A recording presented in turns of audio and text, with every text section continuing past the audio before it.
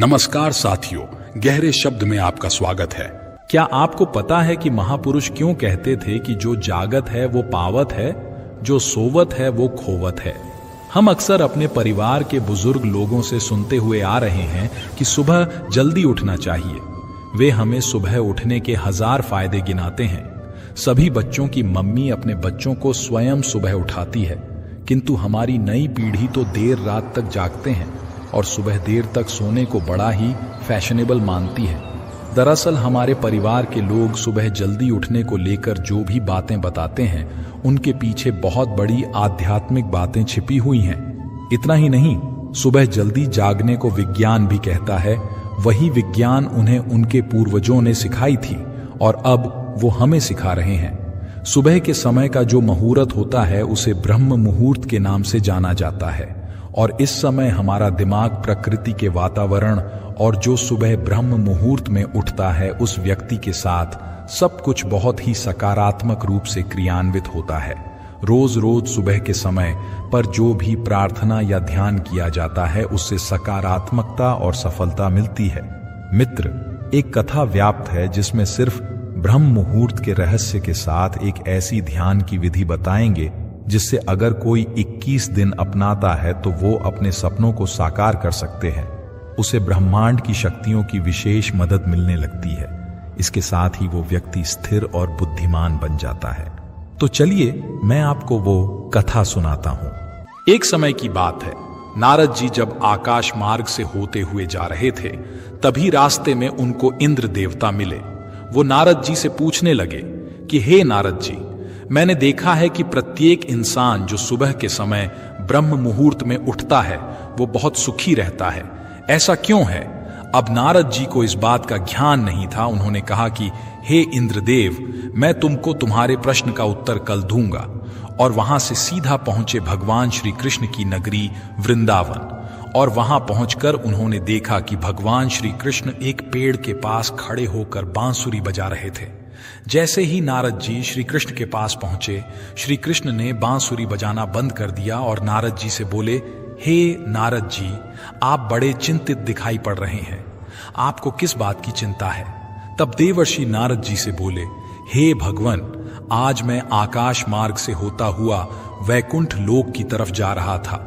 तब रास्ते में मुझे देवराज इंद्र मिले। उन्होंने मुझसे पूछा कि नारद जी, जो लोग सुबह सुबह ब्रह्म मुहूर्त में उठते हैं वो सभी इतने खुश क्यों रहते हैं? हे भगवन, मैं इसी प्रश्न का उत्तर आपके पास जानने के लिए आया हूं। तब भगवान श्री कृष्ण कहते हैं, हे नारद, वाकई में इंद्रदेव ने आपसे यह प्रश्न पूछकर समस्त मानव जाति का कल्याण किया है। कलयुग के मानव के लिए यह प्रश्न इतना महत्वपूर्ण है जैसे उसके शरीर में बसी हुई उसकी जान है। देवर्षि नारद, मैं आपको इस प्रश्न का उत्तर एक कथा के माध्यम से बताऊंगा। आप इस कथा को अंत तक जरूर सुनना और जो भी मनुष्य इस कथा को पूरा सुन लेगा वो कभी भी इस अवसर को अपने हाथ से जाने नहीं देगा। ब्रह्म मुहूर्त का रहस्य जानकर पूर्ण जीवन बदल जाएगा। मित्र, तब देवर्षि नारद बोले, हे भगवान, आप कहिए तो सही, मैं इस कथा को पूरा सुनूंगा और समस्त लोक जगत में भी विख्यात करूंगा। तभी भगवान श्री कृष्ण कथा को सुनना प्रारंभ करते हैं। एक समय की बात है, एक नगर में एक लड़का रहता था। वो लड़का अच्छा था, लेकिन उसकी एक खराब आदत थी कि वो देर तक सोता रहता था। सुबह उसे जगाने के लिए लाखों प्रयास किए जाते थे, किंतु सबने हार मान ली थी। वो लड़का कभी 9 बजे से पहले नहीं उठता था। जब वो बालक था तब परिवार ने सोचा कि जब ये बड़ा हो जाएगा तो इसकी आदत में सुधार हो जाएगा। किंतु वो लड़का जैसे जैसे बड़ा होता गया उसकी यह आदत और भी ज्यादा गहरी होती चली गई। दुनिया इधर से उधर हो सकती थी, लेकिन वो लड़का कभी जल्दी नहीं उठ पाता था।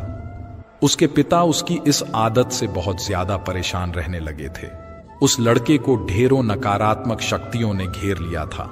वो सभी को पलटकर जवाब देता था, दिन भर उदास रहता था। इसका असर उसके स्वास्थ्य पर भी पड़ रहा था। जब उस लड़के को यह पता लगा कि उसके सारे मित्र सफलता को प्राप्त कर चुके हैं, तब वो और भी ज्यादा दुखी हो गया और ईश्वर को कोसने लगा। वो बार बार कहता था कि मेरी किस्मत खराब है, किंतु उसके पिता अच्छी तरह से जानते थे कि उस लड़के के असफल होने के पीछे क्या कारण है। मित्र, भगवान श्री कृष्ण कहते हैं, हे नारद, एक दिन की बात है, उसके पिता को किसी सन्यासी के बारे में पता चला तो तुरंत वो अपने बेटे की समस्या को लेकर सन्यासी के पास जा पहुंचे।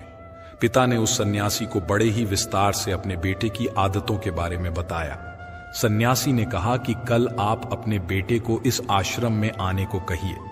पिता घर की ओर चला गया।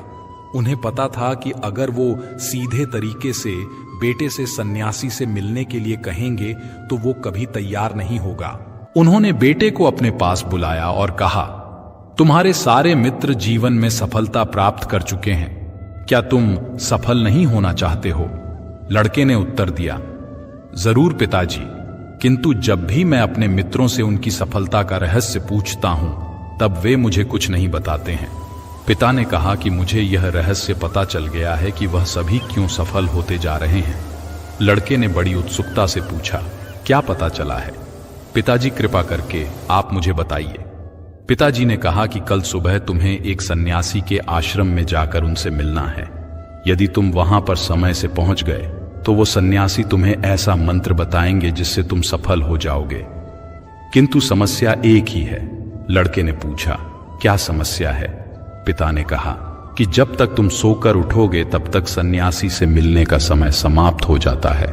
लड़के ने कहा कि पिताजी, मैं कल पूरी रात जागता रहूंगा और सुबह सन्यासी से मिलकर आऊंगा। पिता ने कहा कि ठीक है, सदैव उस सन्यासी की आज्ञा को मानना। पिता की बातें सुनकर वह लड़का बहुत अधिक उत्सुक हुआ। जीवन में पहली बार उसने रात्रि जागरण किया, किंतु थोड़े ही समय में उसे नींद आ गई और वह सो गया। अगली सुबह जब वो उठा तो उस पता लगा कि सन्यासी से मिलने का समय समाप्त हो चुका था। उसके पिता ने लड़के की ओर देखा और कहा कि तुम जीवन में कभी सफल नहीं हो पाओगे, जाओ जाकर सो जाओ। पिता की यह बात सुनकर लड़के को बहुत दुख हुआ।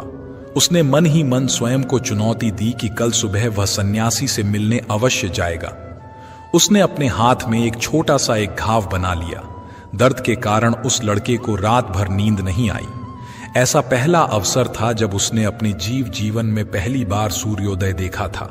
वह तुरंत ही तैयार होकर सन्यासी से मिलने के लिए चला गया। आज उसका अनुभव कुछ अलग था। वो बेहद शांत महसूस कर रहा था। चलते चलते वो लड़का जैसे ही सन्यासी के आश्रम में पहुंचा, वहां पर उसने देखा कि सन्यासी और उनके सभी शिष्य ध्यान लगाकर बैठे हुए हैं। ध्यान का समय समाप्त हुआ। तब लड़का उस सन्यासी के पास पहुंचा और उन्हें प्रणाम करते हुए बोला कि आपके पास कोई ऐसा मंत्र है जिससे मैं सफल हो सकता हूं? कृपया करके मुझे वो मंत्र बताइए। मैं भी अपने मित्रों के समान सफल होना चाहता हूं और अच्छा जीवन जीना चाहता हूं। सन्यासी मुस्कुराए और बोले, अच्छा, तो तुम वही बालक हो। तुम्हारे पिता मुझसे मिलने आए थे और उन्होंने तुम्हारे विषय में मुझे सब कुछ बताया। मैं तुम्हें वो मंत्र अवश्य बता देता, किंतु।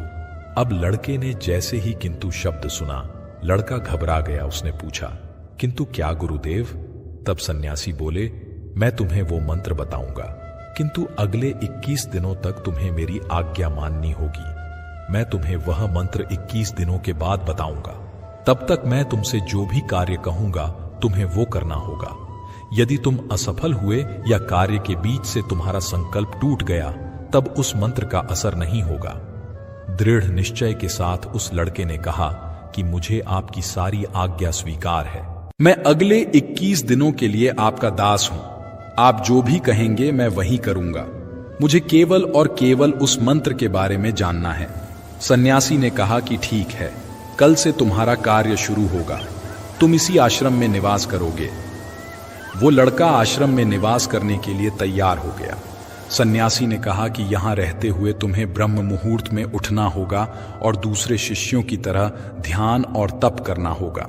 साथ ही आश्रम के कार्यों में भी सहायता करनी होगी। ध्यान रहे, ये संकल्प टूटना नहीं चाहिए। अब लड़का सन्यासी की बातों से सहमत हो गया। अगले दिन से उसके कार्य के दिन की शुरुआत थी।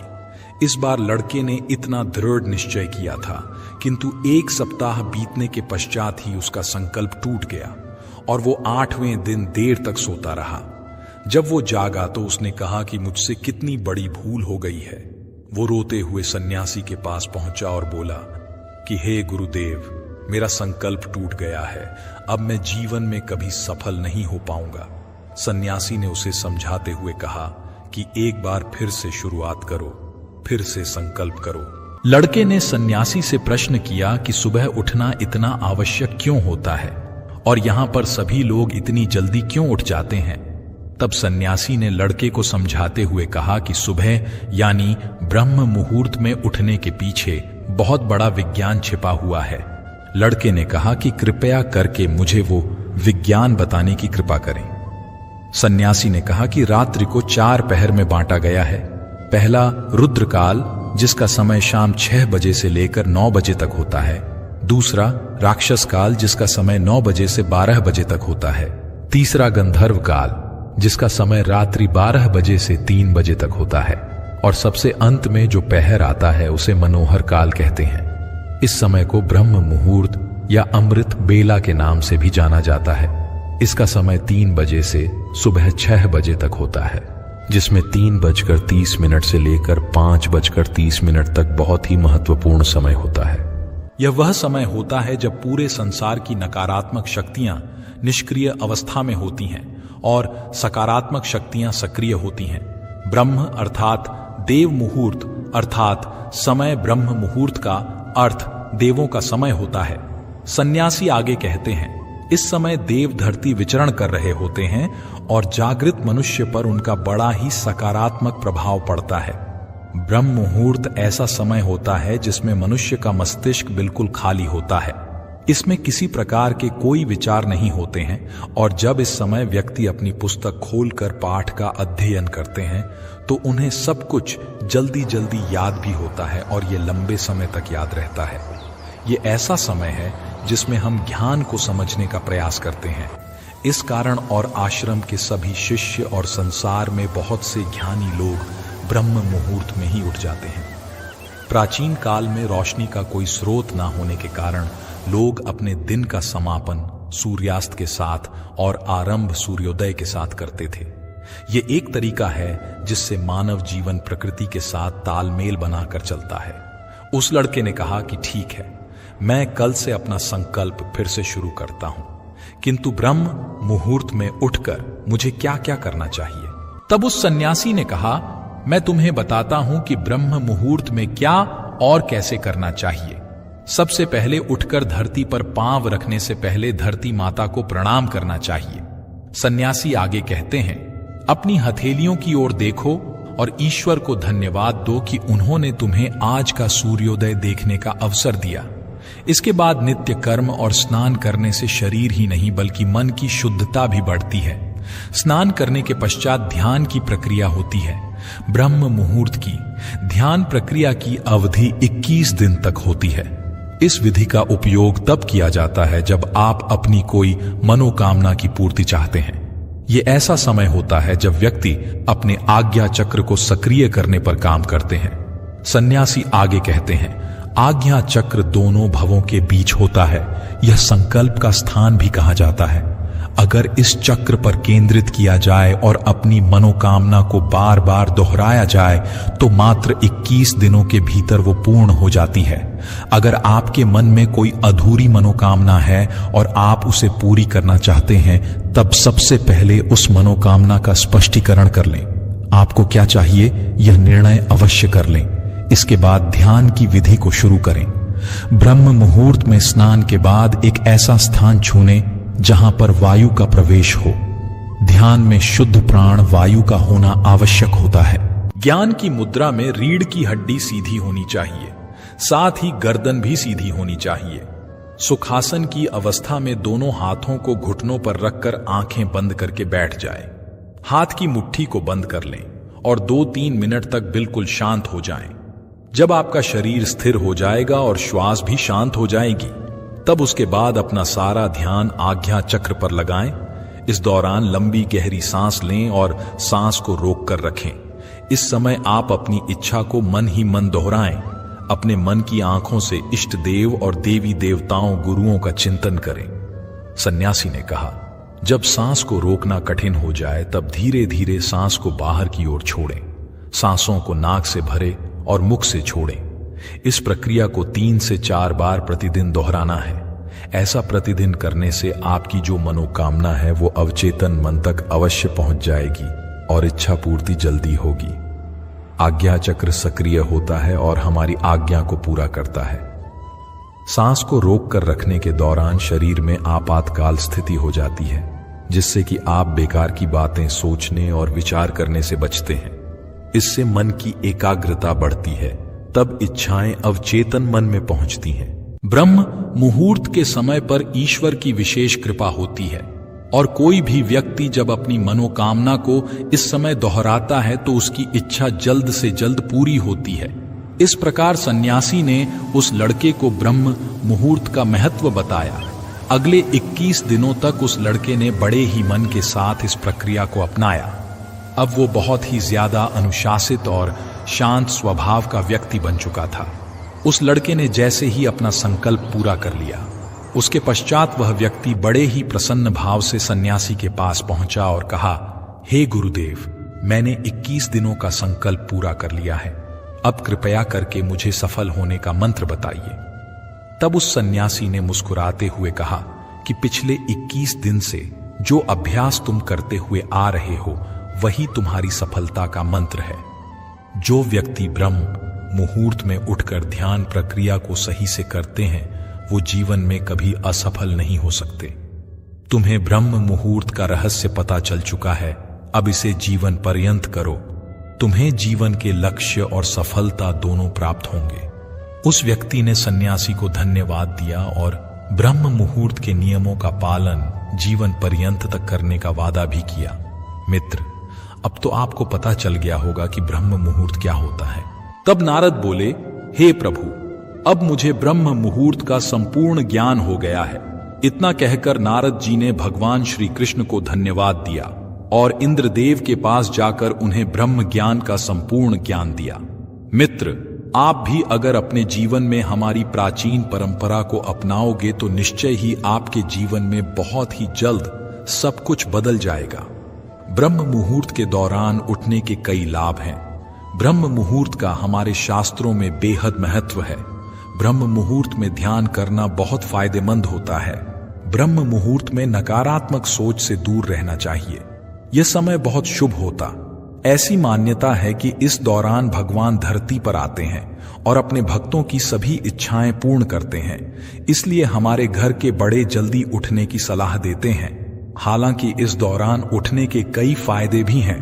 सूर्य की पहली किरण पृथ्वी पर पड़ने से पहले बिस्तर को छोड़ देना चाहिए। इससे स्वास्थ्य अच्छा रहता है और दिमाग भी तेज रहता है। ब्रह्म मुहूर्त एक ऐसी समय अवधि है जो मानव शरीर को कई लाभों के साथ दिव्य आशीर्वाद देती है। ब्रह्म मुहूर्त में ध्यान करना बहुत फायदेमंद होता है क्योंकि इस दौरान वातावरण और मन में शांति रहती है। ब्रह्म मुहूर्त में पूजा पाठ करना बेहद लाभकारी माना जाता है। ऐसा कहा जाता है इस दौरान भगवान धरती पर आते हैं और अपने भक्तों की सभी मनोकामनाएं पूर्ण करते हैं। ब्रह्म मुहूर्त में अपने भविष्य और अपने किसी भी कार्य की पूर्ति की कामना रखने से उनकी पूर्ति होती है। ज्योतिष शास्त्र के अनुसार ब्रह्म मुहूर्त में पढ़ाई करने से चीजें दिमाग में रहती हैं, साथ ही ज्ञान की देवी का आशीर्वाद प्राप्त होता है। ऐसा कहा जाता है जो लोग ब्रह्म मुहूर्त में उठते हैं उनके घर में कभी दरिद्रता नहीं रहती है, साथ ही धन की देवी खुश रहती हैं। ब्रह्म मुहूर्त में घर के लोगों को पवित्रता का ध्यान रखते हुए माता लक्ष्मी की उपासना जरूर करना चाहिए। ऐसा करने से घर में शुभता आती है। धार्मिक मान्यताओं के अनुसार ब्रह्म मुहूर्त में नकारात्मक सोच से दूर रहना चाहिए क्योंकि यह घर के वातावरण और मन की शांति को दूषित करते हैं। साथ ही इससे घर में परेशानियां उत्पन्न होती हैं। तो इस समय सकारात्मक सोचें। धार्मिक ग्रंथों के अनुसार ब्रह्म मुहूर्त वो समय होता है जब देवता धरती पर आते हैं और उस वक्त सभी धार्मिक स्थलों के पट खोल दिए जाते हैं। ब्रह्म मुहूर्त में यानी 4 बजे के बाद ईश्वर का वास होता है। धार्मिक ग्रंथों के अनुसार ब्रह्म मुहूर्त वो समय होता है जब देवता धरती पर आते हैं और उस वक्त सभी धार्मिक स्थलों के पट खोल दिए जाते हैं। ब्रह्म मुहूर्त में देवताओं को नमन किया जाता है। उन्हें स्नान करवाकर स्थापित करने का विधान है। रिसर्च की माने तो प्रातः काल उठने से हमारा तन और मन दोनों स्वस्थ रहते हैं और शरीर में ऊर्जा का संचार होता है। यही कारण है कि हमारी प्राचीन परंपराओं में सुबह उठने का समय भी तय किया गया है। ब्रह्म मुहूर्त यानी कि रात्रि का अंतिम प्रहर या सूर्योदय से 1.5 घंटे पहले का समय। सूर्योदय से 4 घड़ी पूर्व ब्रह्म मुहूर्त में ही जग जाना चाहिए। इस समय सोना शास्त्र निषिद्ध है। ब्रह्म का मतलब परम तत्व या परमात्मा, मुहूर्त यानी अनुकूल समय। रात्रि का अंतिम प्रहर अर्थात प्रातः 4 से 5:30 का समय ब्रह्म मुहूर्त कहा गया है। ब्रह्म मुहूर्त में उठना हमारे जीवन के लिए बहुत लाभकारी है। इससे हमारा शरीर स्वस्थ होता है और दिन भर स्फूर्ति बनी रहती है। ऋग्वेद में कहा गया है कि प्रातः रत्नम प्रातृत्वा दधाति तम चिकित्वान प्रतिगृह्या निधत्ते तेन प्रजाम वर्धयमान आयुरायस्पोषेण सच्चते सुवीर पपौमान, अर्थात प्रातः काल सूर्योदय से पूर्व उठने वाले को उत्तम स्वास्थ्य रत्न की प्राप्ति होती है। इसलिए बुद्धिमान उस समय को व्यर्थ नहीं खोते। प्रातः जल्दी उठने वाला पुष्ट, स्वस्थ्य, बलवान, सुखी, दीर्घायु और वीर होता है।